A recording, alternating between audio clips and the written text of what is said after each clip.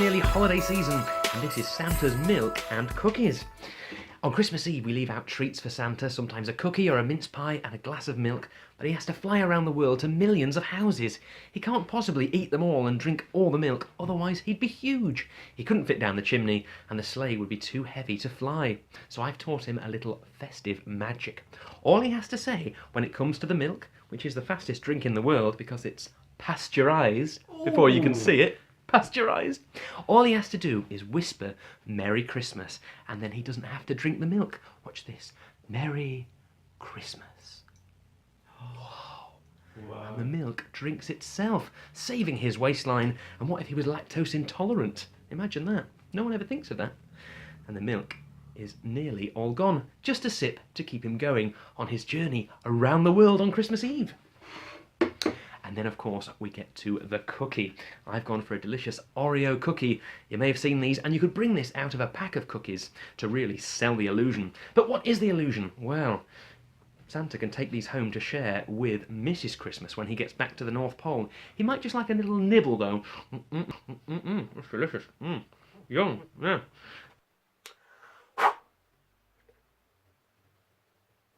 And it completely, magically restores. That is Santa's milk and cookies, two effects combined in a great routine about Christmas Eve. Let's have a look at some of the other ideas you can do with this fabulously festive effect. Yum! So how can you use Santa's cookies and milk in a church setting? Well, why not change the communion wafers for Oreos and... No, not really, not really. Yeah, torn and restored communion wafer. No, this is how you can use this in a church. You can use the theme of Santa to talk about how Santa is not the reason for Christmas. Lots of people focus on Santa and presents and gifts, what they can get, but that's not what it's about. We know that Jesus is the reason for the season. Or you could talk about how Santa, if you look back in history, is St. Nicholas, a Turkish bishop. You can talk about the religious link that way. You can use the props in different gospel ways too. The cookie, you can talk about being restored. Obviously, you take a bite out, the cookie is broken and damaged, but it's restored just like God restores. And you can use the milk glass to talk about how God won't leave you feeling empty. Lots and lots of ways to use this, and you get the ideas in the enclosed booklet. Ideal for church use, talks, services, surely a trick the congregation will love. They'll eat it up. They will. So that's Santa's milk and cookies. You get everything you see here, and both effects are self-working. So you get the gimmicked cookie, which is very realistic, it looks like a real Oreo. You get this special milk wonder glass, and you also get this bottle of Miracle Milk, which is a milk substitute, a few drops in water, and it turns the water cloudy, just like real milk, but without that milky smell and residue. Oh, but don't drink this, it is a chemical. Saves you lots of time and preparation though.